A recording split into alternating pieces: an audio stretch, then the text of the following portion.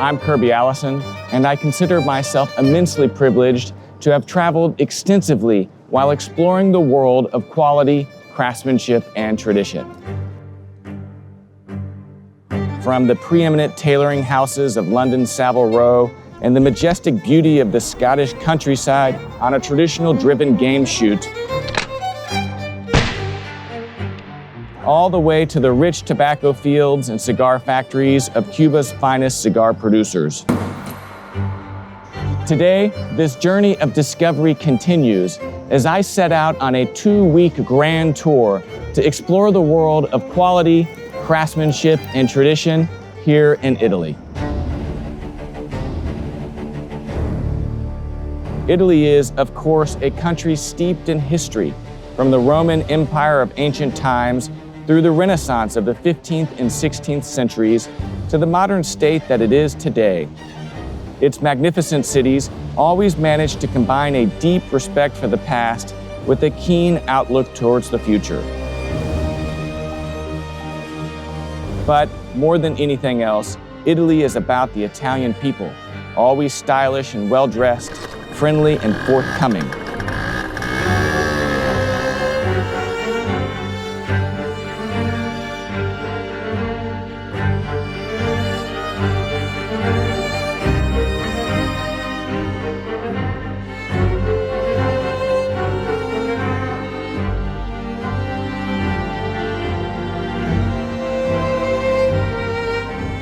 On this trip, we shall be meeting up with a wonderful array of celebrated Italian artisans and craftspeople.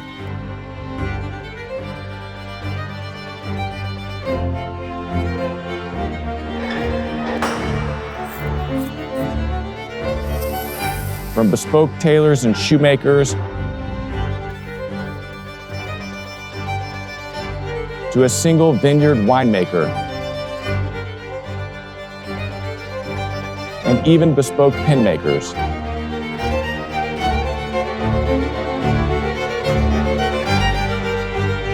This is truly an experience not to be missed, so I hope you'll join me, Kirby Allison, as we set out for what promises to be a truly extraordinary journey exploring the world of quality, craftsmanship, and tradition of this great country.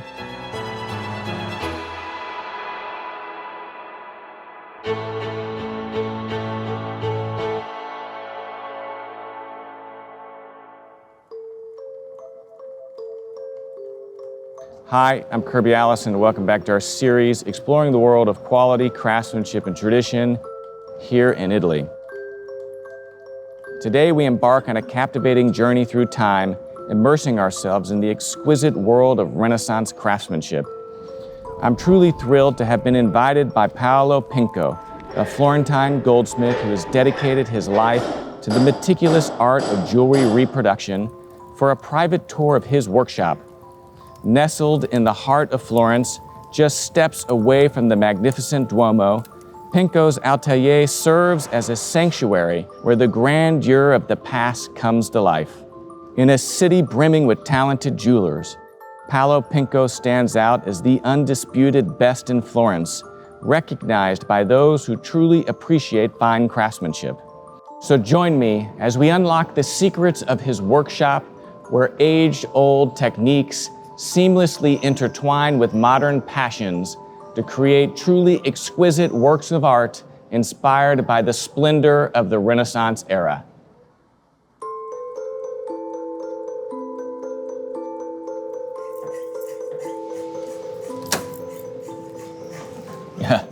Alessandro, Paolo. Ciao, buongiorno. Ciao, nice to see you. Thank you so much for having me here in your beautiful shop. And it's exactly as I would have imagined, you know, with the two of you sitting here doing absolutely remarkable work in the traditional Florentine tradition. Yes, exactly. Yeah. Design work in Florence. Yeah. And of course, Florence is famous for its goldsmiths, its jewelry work, the Ponte Vecchio. I mean, this is dating back, you know, well past the Medici family, and having a rich tradition of jewelry making. Talk to me a little bit about, Paolo, how you got into this, and specifically how it was that you decided to dedicate yourself towards the reproduction of Renaissance era jewelry. Yes, there is a lot of jewels in Florence, from the Botticelli painting, for example. Now I work one of these. Okay. This is perforated, this is gold, this is plated in gold, this is perforated, engraved, chiseled. This is a long work in Florence. Mm-hmm. I mean, totally fatto a mano, totally by hand. Yes, all handmade. Yeah. And this is, I mean, the tools and, I mean, the techniques in the tools, are they all dating back to, again, how it would have been done back in this era? Yes, exactly. Allora, this, here in Florence there are two special technique and two special tool. In particular, probably the most important is this one. This is a bulino. This is a special tool. A bolino. A bulino, yes. And this is made for engrave the metal. So any kind of engraving design is made with this tool. And this was very important because it's a very peculiarity of the Florentine goldsmith traditions. Mm-hmm. And what about the second tool? The second tool is this one. This is a little saw. You can see this wire that seems a wires, but is a little saw. And this is made for cut the metal and for made any kind of design. And now my father is working on this leaf. It's a long process.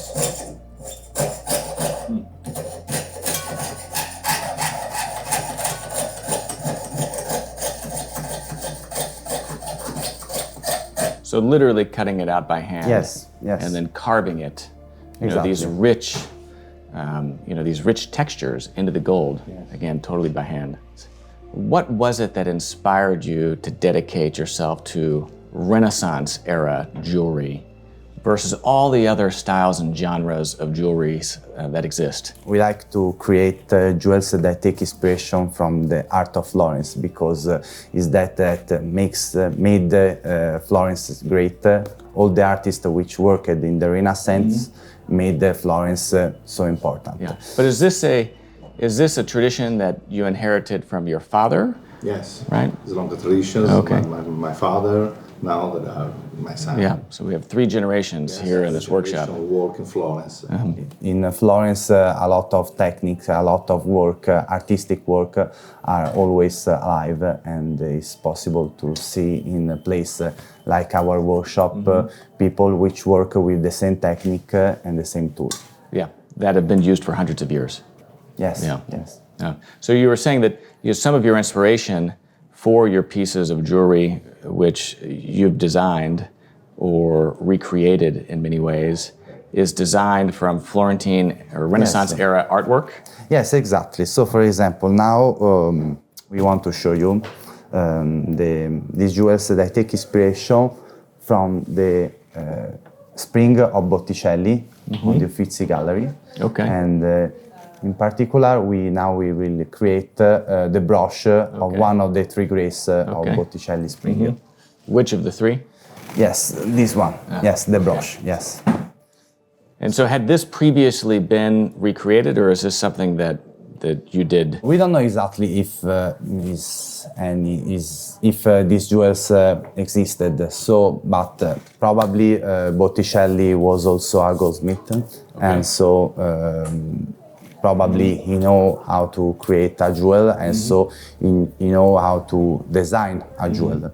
So, for create a jewel, we start from the design, the sketch, where we study the proportion, the size.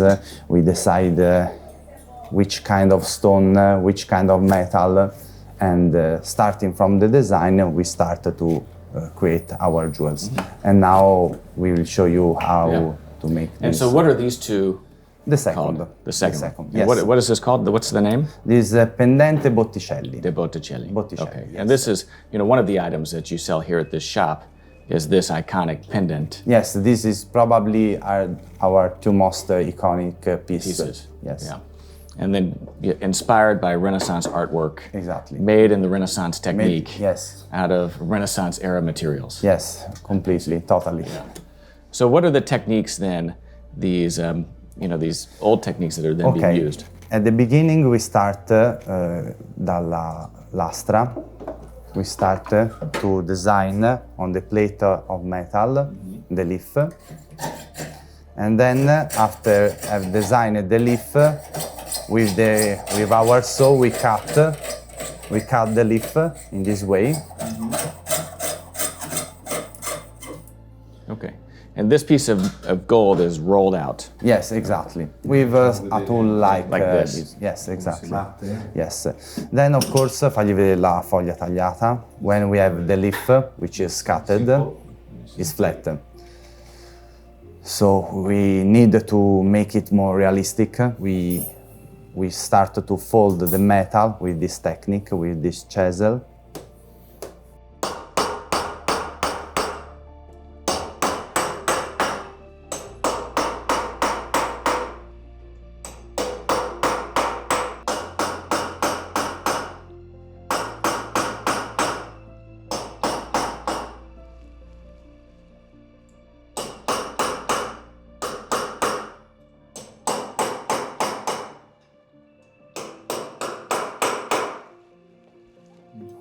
Amazing. Yeah. And so this is shaped into the gold. Yes. With a hammer and a chisel and a traditional piece of metal to pound it into. Amazing. Wow. Then I make this for the stones, it's a particular cut. Okay. We have to make the different elements for set the stone for make. So what are the traditional stones of that era? Allora, in this case, we are creating a jewel with a garnet, a red garnet, Wow. with this special cut, a sort of diamond cut that was very employed and very famous in the Renaissance. Okay. And this garnet, we will set it on the jewel. And for weld, now we want to show you something very special. Si fa vedere la fusione. Now we use this tool for weld, of course, but in the Renaissance this didn't exist. Beautiful light. This is my father. Oh, really? Is it gold? Yeah. Now we will show you how in the Renaissance welded without the gas, the oxygen. So this is how it would have been done traditionally, of course, before. Yes, exactly.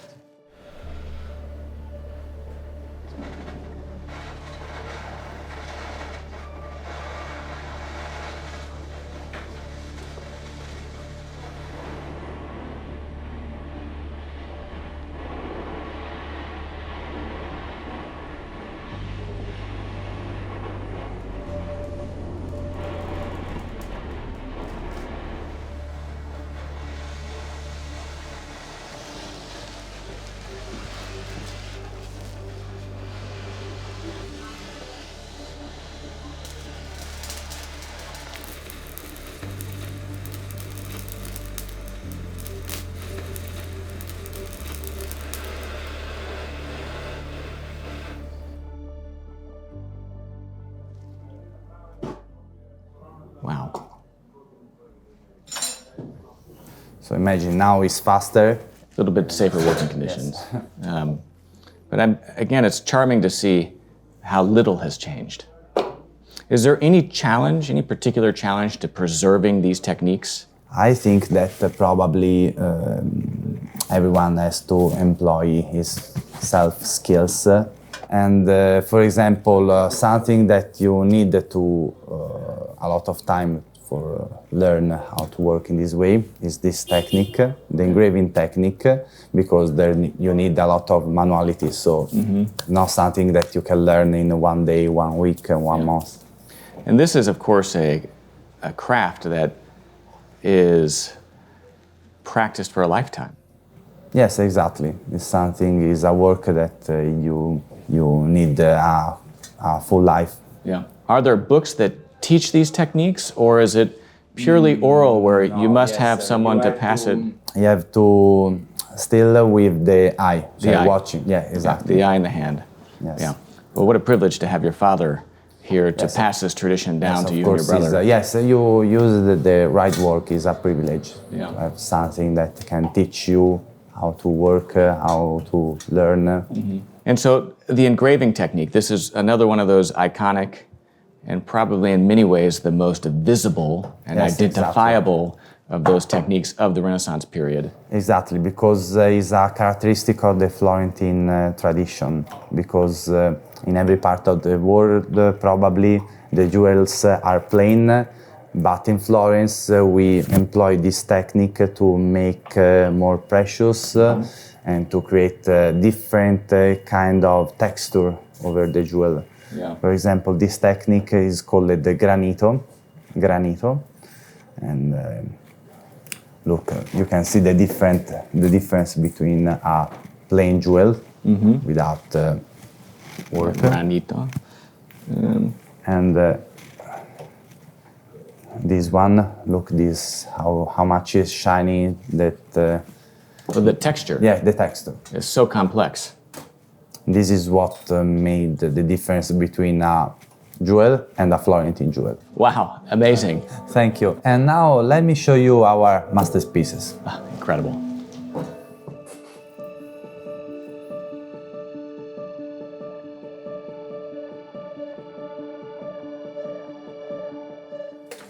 Hi, it's a pleasure to have you here. Yeah, thank you so much.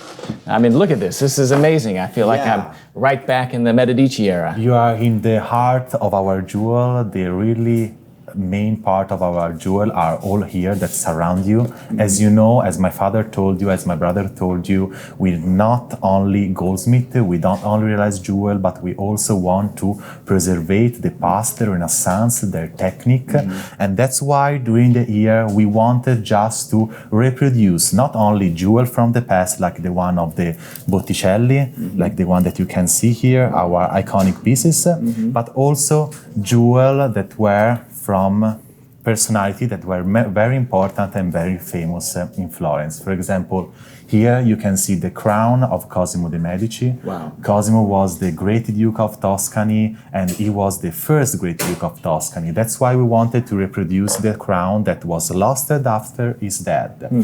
This work took us 3 years of plan, studies. This is not just a jewel, it's also a jewel that was exposed in museum. So we want also to let people know how these jewels were made and how they look like, because you can find them now. Yeah. They're lost. And so how did you I mean, what was the inspiration for this? I mean, the crown no longer exists. It's been lost. So how was it that you were able to research the fine and incredible details with which this was originally made in order to make this reproduction? Also with the help of UNESCO, a lot of historical artists, we found out a design that was given to Cosimo by the Pope Pio V. And according to that design, we decided to reproduce the crown. Wow. We also searched the same type of stone, the same type of pearl. So everything, all the details are exactly what the Pope designed for the great Duke of Tuscany. This is, the pinnacle of that era, the Renaissance era goldsmithing and jewelry. You've reproduced right here. It's like probably the most iconic piece that we have. And of course, in the middle, there is the Lily of Florence with the red, the color of Florence, because also the great Duke of Florence and the Pope, when they decided to design this new crown, because the great Duke was the first one all over Italy, they wanted to put also the lily on it. And yes, this represents, of course, the Renaissance and the art of the Renaissance and of the artist of the Renaissance. Are there any particular techniques of that era, of the Renaissance period, that you used in the creation of this crown that you had to recreate or that were particularly difficult? Yeah. Of course, we wanted to keep all the technique as close as possible to the one that were used in the Renaissance. So we used the same tools like the bulino, all of this stuff. And we also wanted to recreate something that is not melted together, but this crown is made with more than 400 pieces, all set together without fire, like Really? in the Okay. Renaissance era. Really amazing. Wow. I mean, the craftsmanship, I can only imagine. A lot of work. Yeah. And of course, we also reproduced the necklace of Cosimo, the Tosondoro that you can see here in the picture. Also, we have the scepter. This one is very particular. Also, this one was given to him for his role as Great Duke of Tuscany. Keep it. You can feel really the Renaissance work, and this is actually the real, how it was really made in reality. And, Amazing. And how was the, is this enameling? Yes, this is enameling. This is made also like they use it to make it in the Renaissance. All of these techniques, all the techniques that you can find in the goldsmith field are all the same of the Renaissance. We use the same tools, same technique, because probably they realized something that worked very well. Yes. Absolutely. Well, it's tried and true. I mean, it's amazing to be able to come in here and, to literally buy a piece of history, which is the jewelry that you're making now. Yeah, the fiorino coin is probably one of the most famous piece of Florence. Okay. Before the fiorino coin, fiorino is the name of this coin. There were no golden coin of Florence. So this is actually the first golden coin of Florence and was realized the first time in 1252. Really? Okay. And when they started, Florence became one of the most richest and most powerful city all over Europe because of its currency that was the most important and most famous of Europe. Okay. That's why we say 1 coin today for 1,000 coin tomorrow. And for us, it's a symbol of good luck. We always wear a fiorino coin. I also wear mine. And for us, it's very, very important. And thanks to the fiorino coin, Florence was also able to afford all of these artists and create all of this art. Was really the first city of the Renaissance, the middle of Europe, the most richest city of Europe at that time. And are you making these today, again, in that traditional technique? We make in the same way from the past. Of course, the original coin was realized in gold 24 carats because it was very soft and each coin was stamped one by one by hand. On one side there is the lily, on the other one there is St. John the Baptist, that is the Passion of Florence. And you see, this is how they use it to realize a fiorino coin and how we also realize a fiorino coin today in 24 carats. So we start from the metal that is hammered until we don't find out the perfect shape, and then we with the hammer we make it one by one, and we also are very careful to make it the same weight of the original one. Okay, which is what weight was 352 grams. Okay. And then how do you then, at this point, at what point are you zeroing in on that weight? Is it right here?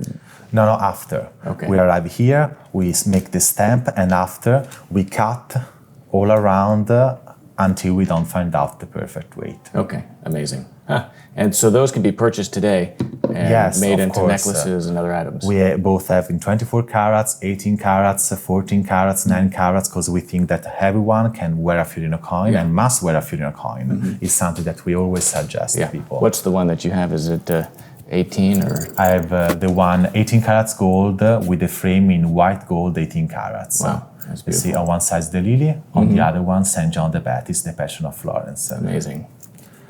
What an incredible piece of history. So what is it that you think is the enduring appeal of the Renaissance period and the jewelry of that period? And then how do you draw on that to inform your current designs?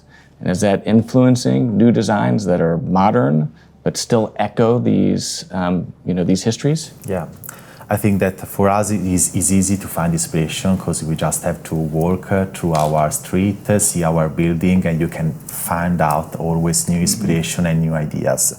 Of course, you must always think about that you must combine those techniques and those style with what people want to wear today. Yeah. That's why we, for example, took the Florentine design and put it on a pen. That can be used also nowadays.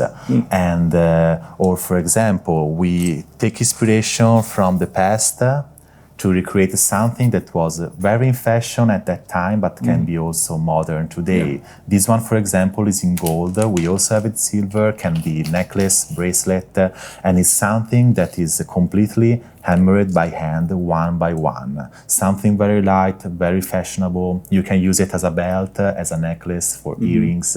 So I think that the most complicated part, the most beautiful part is combine modern with something that was used Very also in traditional. the past. Yeah. Yes. So this is made, exactly by hand, hammered Yeah, out as it would have everything been by done hand. 600 years ago, but Exactly. with a modern update. Also, I don't know, when something is beautiful, is always beautiful. Also for the Botticelli jewel, they were beautiful hundreds years ago, but can be also beautiful today. And it's the most particular part of our work. Let people wear something that was designed in the past, but can be modern also today. I mean, there is an absolute truth to beauty. I mean, this right here is just as beautiful today as I imagine it was back whenever it was first created. It's something modern, but that can tell a story. It's a jewel that talk in some way, talk to people, okay, I'm still here, even if That's right. it was made many years ago. No, well, it's something that you can pass on. Yeah. I mean, I think as Florence is such a great example of the endurance of quality. Right. All of these items around Florence were You're made right, yes. properly. The quality, the craftsmanship, the traditional techniques, and they're still standing today, as beautiful as they were when they were first created. I mean, the Duomo just around the corner from you is a great example of that. So this can be customized also with different stones and. Yeah, one of our work is very important because we not only sell jewel that we design, but we also let people design their jewel and we help them to realize their dream jewel. So we can also customize our jewel, or we start from the idea of the customers. It's a very particular work and every day is different. That's why I make it beautiful. Yeah, absolutely. For example, also talking about the fiorino coin, we have also other collection like cufflinks, ring, because the fiorino can be worn in many ways. And another of our iconic pieces is this one. We have it in different shape, different size. This is one of the most important symbol of the Medici family, the one that we always wanted to use as the logo of our business, the 3 rings of the Medici family. The symbolism is very particular because, of course, there are 3 rings and 3 is the perfect number. These 3 rings are circular and the circle is a perfect shape. And that's why the Medici family wanted to put this symbol close to his name. And also here there is a diamond that is the strongest stone on earth. And that's why also the family Medici wanted to put a diamond on this symbol.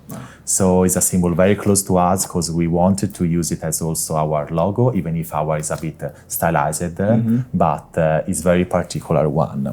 And you can see we also realized jewel more modern with the wax technique. So these combine the ancient techniques of goldsmith with a design that is more modern, more different from the other one that I showed you before. That's amazing. But we are also very famous for our wedding band, our Renaissance wedding band, because also during the Renaissance they used it to get married, of course, and they used it to wear different and very particular wedding bands. And we want to realize them, we want to show this to people in order that everyone can have something that is not simple, that can be used for the entire life. It's still relevant. Yes. Yeah. And this is hand carved in? Yes, That's how all it's handmade, all engraved. This is, for example, called the Botticelli wedding band because we use the same flower that are in the Spring of Botticelli painting. So everything tells something about Florence. Wow, amazing. But I can show you, for example, these jewels are very particular, and these designs are all taken from the design of the facada of Santa Maria Novella. So we took a marble design from a facada and we decided to realize it as a jewel. Wow, how amazing. I mean, it's incredible that you can purchase something like this that is so authentic to the city of Florence, not only in the inspiration of the design itself, but the inspiration of how it is made using these traditional techniques that were so closely associated with the Renaissance period, which was one of the greatest expansions of art, culture, and literature of really the last 1,000 years. Yeah, it's a piece of Florence in some way. Amazing. And now I show you some of our last pieces realized. This is they're both brush and pendants. So we also love to use animals as a shape to realize jewel. And this is an old design of an old jewel that my grandfather made, and we wanted to remake it now after many, many years. Oh, that's gorgeous. Yeah, this is a dragonfly, and is one of our best sellers. We have different of them, different color, and we like to show people also this jewel. Well, Riccardo, I mean, this is amazing. Thank you. I've so thoroughly enjoyed my time here in Florence, and I'm struck by just the authenticity of craft here, having been something that has existed here in this city in such a prominent and focused way for over 1,000 years. And I love how that craft is still honored, it's still practiced, and that families like yours are still committed to the idea of seeing it continue. So thank you for everything It's what we also want to do. that you guys do for quality craftsmanship and tradition. This has been an absolute joy. Me too. Yeah, thank you. Thank you so much. Yeah.